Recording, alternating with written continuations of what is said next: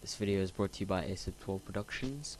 Please subscribe to my channel and don't forget to enjoy the videos. Also, please try and comment and rate the videos. Thank you. So ultimately what's happening here is we're assigning the variable z a value of 6, okay? And why can we have two z's? Let's move on to that bit. Basically, this is called scope. It's called scope. Basically, what happens is when we declare a variable inside a function, it is only useful inside the function. Here I've written out variable z will die after closing curly brace or a return statement. Basically, as soon as we exit the function. So as soon as the function finishes and we exit the function, this variable z is completely destroyed, and we now have the option to create a new variable z. Okay, so that's why we can have two variable z's. Okay, this, what I've just explained here, might be a bit confusing. You're probably still slightly unsure about the return statement. I'm not exactly sure how better I can explain it. All I can do is show you that it works, so let's have a go. Actually, I forgot that I haven't showed you this one working, so let's do that. Okay, here we go. We have that second one. It's alerted statement, and like we gave it here. Let's try changing this to hello world. Okay, change that to hello world. F5 again. We can see it alerts hello world. Okay, so that just proves my point about parameters. What's happening here is we're passing this value. This value is getting put into the variable statement, and then we're alerting that variable, okay, which then contains the value which was given here. Okay. Now moving on, let's take a look at what the other thing, what happened there. Okay, when we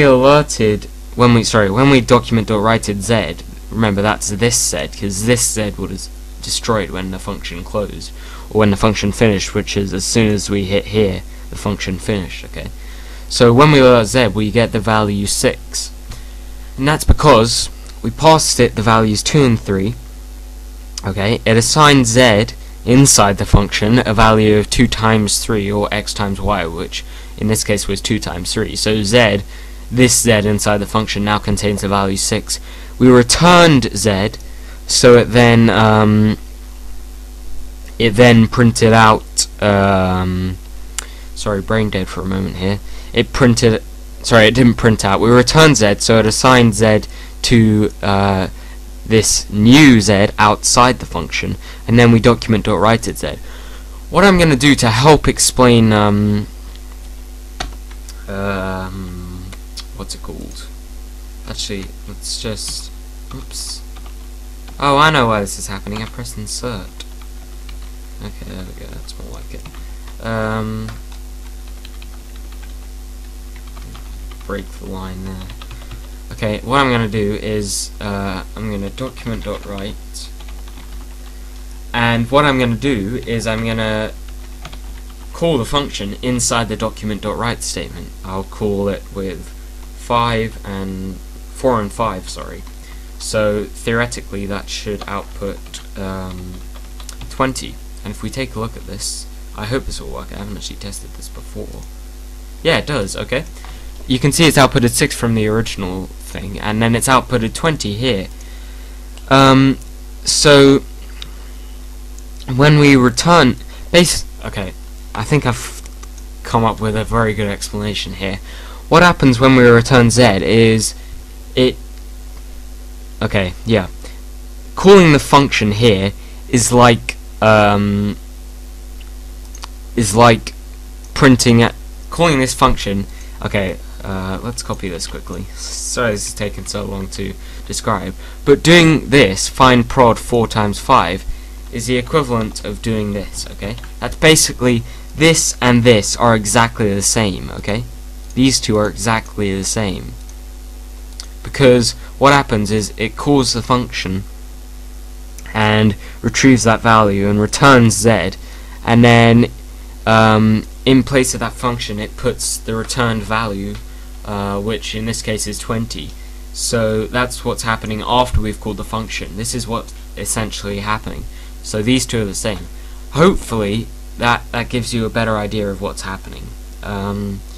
Okay, with the return statement. If you don't understand that, please leave a comment or PM me. Also, let's just take a read through of this. We can use z as a variable identifier, because even though we already have a variable z, remember that's the z inside here, because even though we already have a variable z in the function, that z can only be used inside the function because it dies as soon as we exit the function, okay? Okay, now we're going to finally move on to the last function I've written, and this function isn't actually called anywhere within the JavaScript. We're going to see where it is actually called. So function, and it's given a name of alert t. No parameter list in this one, no return statement. It's a very simple statement, and we've just alerted hello world, and I've commented here calling a function with a button. Maybe that gives you ideas, but if we scroll down a tiny bit here, we can see input type equals button, value equals click me, and on click, this is a JavaScript event, okay? On click equals alert, and then a capital T, and then the two parentheses. So this is another example of where we can call functions, okay? We can call them inside JavaScript events, like on click, or there's another on release, or on press, I think there is as well. There's tons of them. You can look those up on the internet. Tons of JavaScript events. But for the moment we're just going to use the on click, and let's just refresh. Okay, hello world, yeah, blah blah blah. 620, and here's our button with the value we assigned it click me, so it says click me. And if I press it, it calls that function and alerts hello world. And we can do this as many times as we want, because the function is called whenever the button is pressed, okay? As you can see here. There's no limit to the amount of times this function is called, okay? So this has just been what is probably, yeah, pretty long tutorial. Time elapsed 983 seconds. So a pretty long tutorial, pretty hefty tutorial on JavaScript functions. I hope you enjoyed it. Over and out.